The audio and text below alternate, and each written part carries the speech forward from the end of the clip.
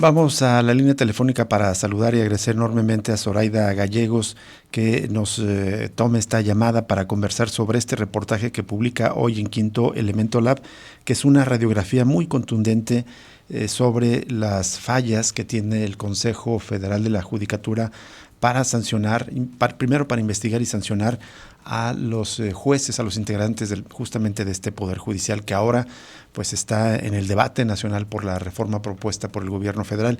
El reportaje se llama Jueces sin castigo, las fallas de un sistema negligente, que publica Zoraida Gallegos el día de ayer en Quinto Elemento Lab, este importantísimo proyecto de periodismo de investigación aquí en México que encabeza entre otros a Alejandra Shanig. Zoraida, muchísimas gracias por atender esta llamada. Gracias a ustedes por la entrevista. Al contrario, Zoraida, bueno, hemos leído con muchísima atención y son muy contundentes, digamos, los hallazgos que encuentras. Para empezar, vale la pena precisar que evidentemente estamos en un contexto de varias semanas de debate del Poder Judicial. Sin embargo, precisas que esta investigación la iniciaste años atrás, pero además una investigación que cubre un periodo de tiempo muy importante, que es del año 2000 al año 2023, y vale la pena recordar que justamente este Consejo de la Judicatura Federal se creó en 1995 por un golpe de mano del entonces presidente Ernesto Zedillo, que liquidó de un día para otro la Corte que antes existía y creó una nueva Suprema Corte de Justicia de la Nación y otros instrumentos como justamente el Consejo de la Judicatura, y ahora tú lo sometes a revisión. ¿Cuáles fueron tus principales hallazgos, Zoraida? Gracias por esta introducción que creo que es muy pertinente. Como bien dices, el Consejo de la Judicatura inicia funciones en 1995 y nosotros analizamos las sanciones impuestas solamente en contra de jueces y magistrados desde el 2000 hasta principios de este año.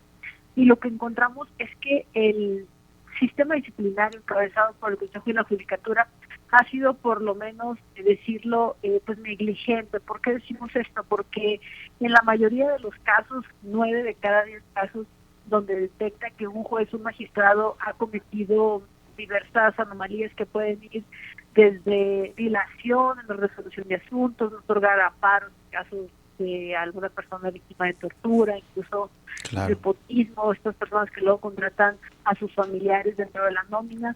Lo que ha hecho la mayoría de estos casos es imponer sanciones que consisten en apercibimientos privadas o públicas o amonestaciones. Y estas sanciones, nosotros decimos en el texto, pues que son un simple regaño, un llamado de atención de no vuelvas a cometer esta falta, y esto les permite a ellos volver al cargo sin mayores consecuencias. Los únicos casos más severos contra los que ha actuado el Consejo de la Judicatura fue la destitución de 22 jueces y 8 magistrados. Y estos casos, si ustedes los googlean, por ejemplo, los nombres que aportamos en la base de datos, pues son casos muy polémicos y fueron casos muy mediáticos en su momento. Por ejemplo, hay casos de jueces que favorecían a empresarios de casinos para que pudieran abrir pues más centros de apuestas. Zoraida, perdón que te interrumpa, me gustaría detenernos en esto que estás a punto de decirnos, pero antes solamente para remarcar.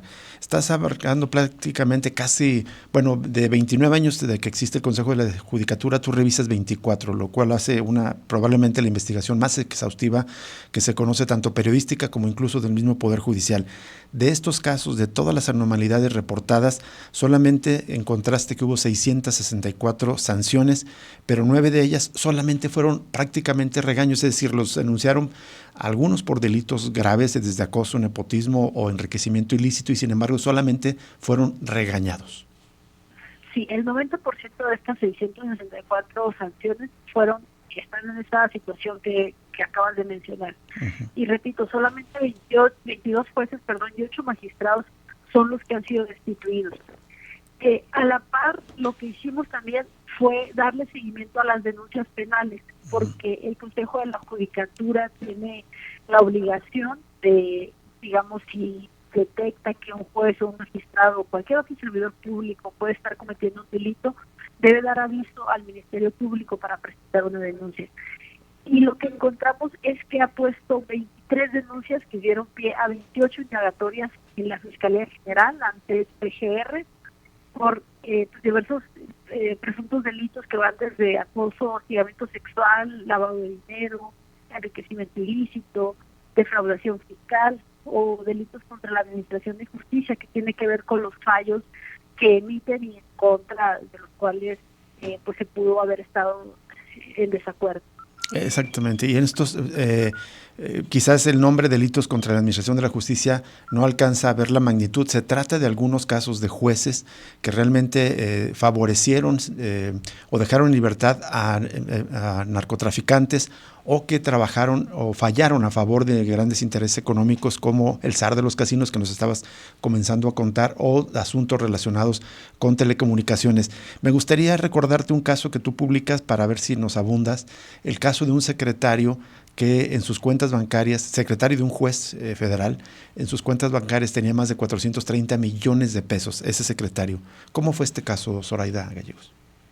Pues fue un caso muy polémico que se difundió primero, fíjate, en medios impresos, en un medio nacional, y a partir de que se difunde esta información de que había un secretario de acuerdos que presuntamente pues estaba recibiendo dinero o se le habían encontrado irregularidades en sus cuentas bancarias, es que el Consejo de la Judicatura empieza a investigarlo. Uh-huh. Y a esta persona obviamente la separa del cargo. Esta persona incluso estuvo en prisión, creo que hasta hace poco salió de prisión, pero digamos que su superior jerárquico, que era el juez, que al final de cuentas es el que emitía las resoluciones, el secretario de acuerdos puede ayudarle en la elaboración de los proyectos que él resuelve, pero digamos su superior jerárquico no, lo máximo que fue destituido del cargo, pero en contra de él se puso una denuncia penal que dio pie a una indagatoria, pero esa nunca tuvo ningún resultado, el juez jamás se le detuvo,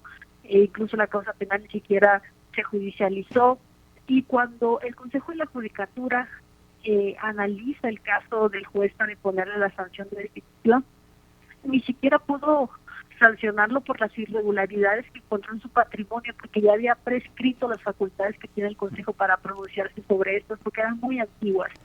Y finalmente, la sanción por la cual lo termina destituyendo es por haber descuidado su juzgado. Entonces, lo que le atribuyen es que termina descuidando su juzgado, y eso ocasiona que su secretario de acuerdos pues pudiese haber realizado todas estas irregularidades.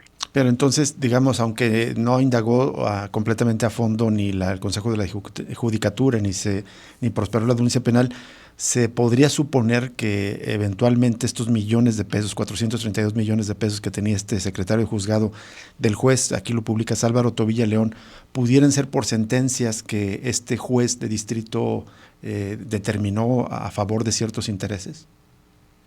Es lo que señalaba la investigación en contra de este señor Egidio Martínez, que él habría recibido estos depósitos, y digamos que las cuentas que le localizaron, de las cuales venían estos depósitos, eran personas involucradas en juicios que se habían resuelto en ese juzgado donde él trabajaba. Entonces sí había una vinculación. Claro.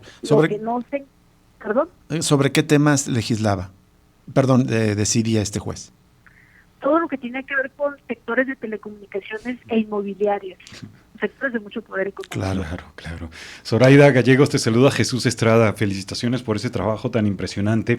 Quería preguntarte, recapitulando, entonces, en 24 años, 664 sanciones que terminaron en regaños, apenas 22 jueces y 8 magistrados fueron destituidos en estos 24 años, pero ni siquiera llegaron a cuestiones extremas, digamos, como pisar la cárcel. De hecho, cuentas que de todos estos apenas hubo 4 casos de jueces que fueron a la cárcel, pero como durante horas, muy breves tiempos de tiempo, periodos de tiempo. Sí, justamente uno de los primeros filtros que sortearon estas denuncias fue la investigación de la Fiscalía General. Y digamos que ahí, para empezar, 7 casos, 7 denuncias terminaron en el ejercicio de la acción penal, es decir, terminaron archivadas en la Fiscalía General. Y actualmente hay 14 carpetas que continúan investigación, pero lo interesante de esto es que al menos 5 de ellas llevan más de 10 años en ese estatus sin avance, es decir, sin judicializarse. Y lo que encontramos es que solamente 7 casos fueron judicializados, es decir, llegaron ante un juez. Y otro hallazgo importante es que antes de que un juez asumiera la competencia del caso, estuvieron rebotando en diversos juzgados o tribunales, porque los jueces eran renuentes digamos, asumir la competencia de ese caso. Entonces, digamos, había después un tribunal que tenía que decir, a ver, juzgado de tal distrito, a ti te toca resolver este caso, porque había, pues sí, esa renuencia justamente a juzgarse entre ellos. Justamente ese es un punto, me parece que casi es una conclusión muy relevante de tu reportaje, Soraya, de que una buena parte de la ineficiencia de este sistema de fiscalización, de vigilancia del propio Poder Judicial recae en esto, de que los propios jueces se niegan a juzgar a sus pares. Y la otra cosa es algo que ya lo remarcabas en la respuesta que nos dabas anteriormente, son casos mediáticos, es decir, no es tanto que el propio Consejo de la Judicatura investigara casos como de evidentes enriquecimientos ilícitos de alguien que tenía una vida, digamos, de gastos muy ostentosa o sentencias muy, muy cuestionables, sino que eran más bien porque se convertían en mediáticas y entonces se investigaban. ¿Es así? Sí, se convertían en mediático, o si no, la Fiscalía General de la República estaba, bueno, antes PGR estaba insistiéndoles en que este juez nos está liberando a esta tal persona. Y entonces es cuando el Consejo de la Judicatura decidía actuar. Pero sí, justamente algo importante, creo yo, también de este reportaje, es que explica todas las áreas e instancias que forman parte de la vigilancia y la disciplina de del sistema judicial, y lo que encontramos es que estas áreas están integradas o lideradas por magistrados o subordinados de ellos. Y una de las cosas que nos decía uno de los especialistas que entrevistamos, que justamente es un consejero fundador de la Judicatura, es que es muy difícil que un amigo o un conocido venga a ejercer, pues, la disciplina frente a su conocido, frente a su amigo. Entonces, mientras esta situación no cambie, será difícil realmente contar con un sistema disciplinario eficaz. Zoraida, y pues yo creo que ya por acá estamos llegando al tema también de la reforma judicial. Bueno, hay que recordar además que el Consejo de la Judicatura lo preside quien está a cargo de la Suprema Corte de Justicia de la Nación, ¿no? En este caso, pues Norma Piña, quien preside el Consejo. ¿También habría responsabilidad a quienes encabezaban durante todos estos años del Consejo de la Judicatura por esta alta impunidad? Bueno, es importante esto que mencionas. El Consejo de la Judicatura lo preside obviamente la misma titular de la Suprema Corte, y además de ella hay otros 6 consejeros, y estos consejeros a su vez integran distintas comisiones. Una de las comisiones es justamente la de disciplina, pues que es la que tiene un papel clave en cuanto a la vigilancia de los jueces y magistrados.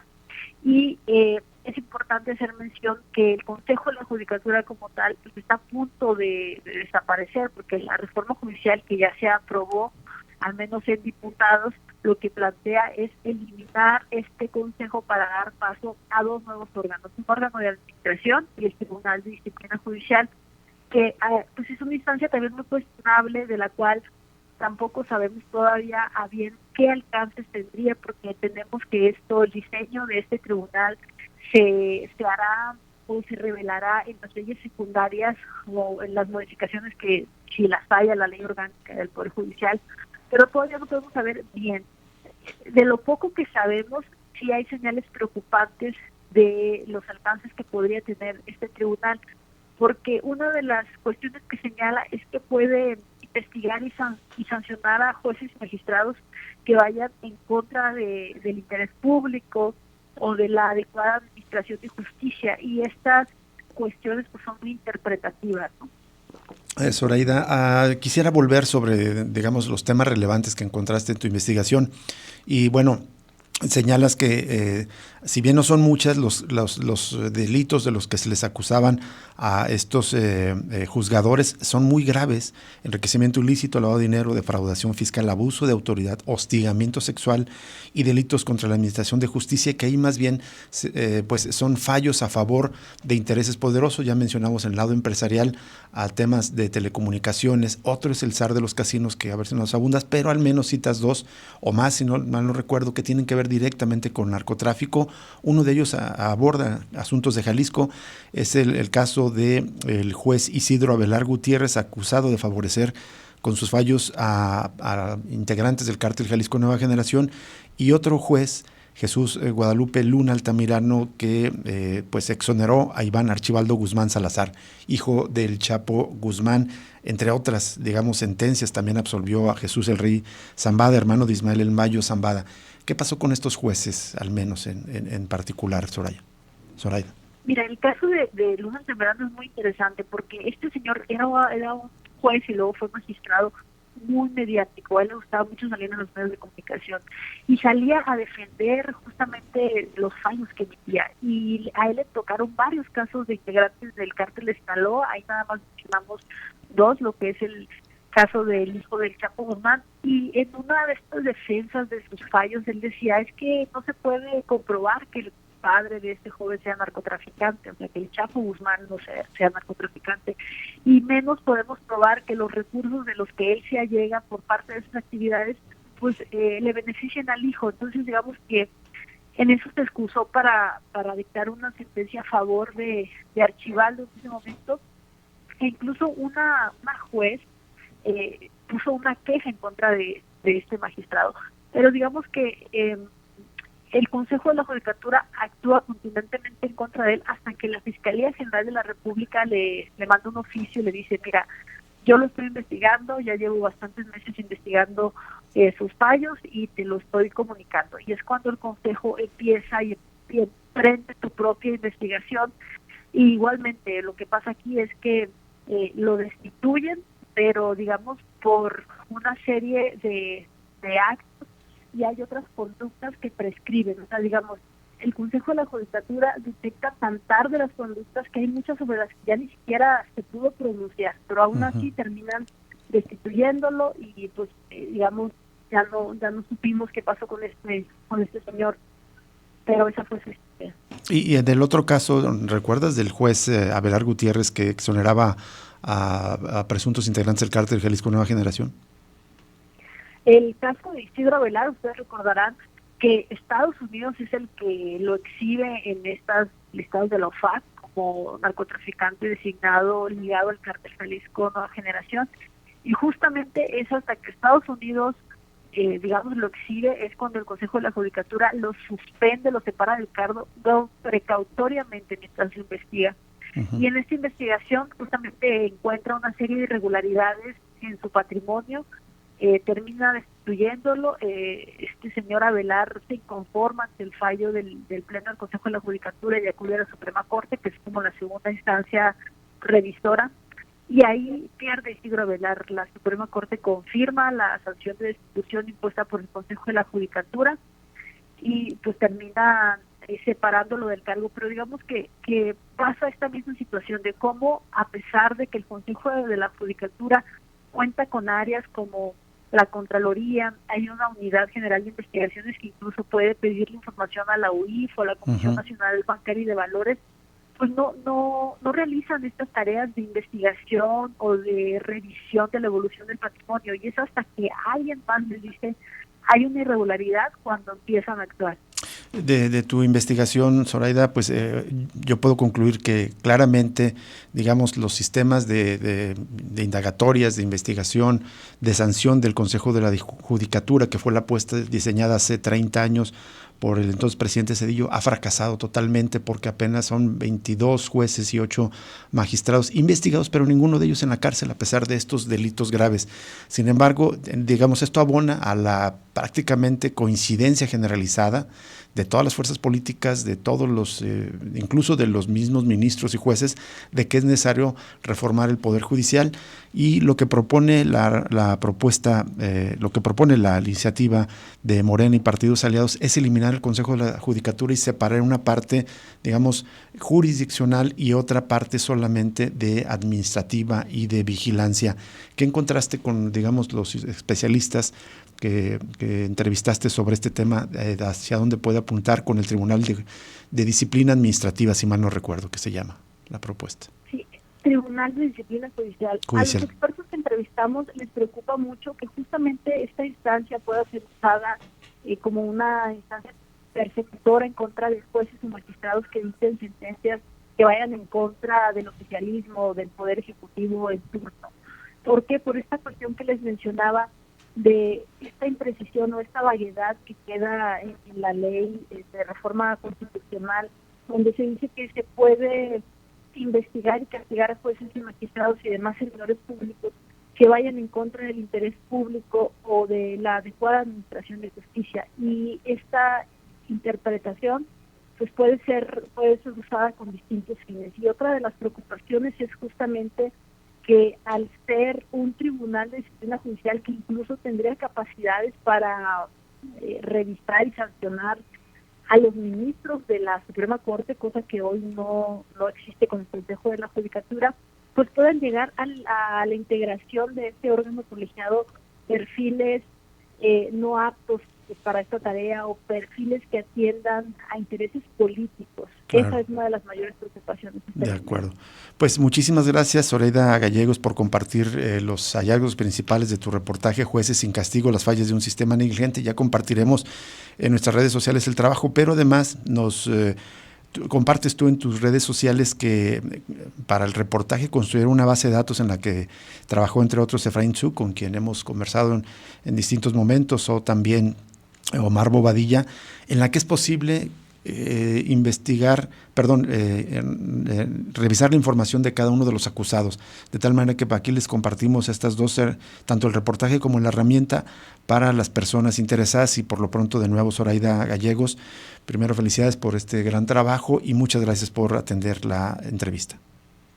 Gracias a ustedes por el espacio y por esta interesante conversación. Muchísimas gracias, Zoraida Gallegos. Ya les compartiremos este trabajo. Vale la pena leerlo para entender lo que se está debatiendo sobre el tema de la reforma al Poder Judicial. Vamos a la pausa y regresamos para cerrar Cosa Pública 2.0.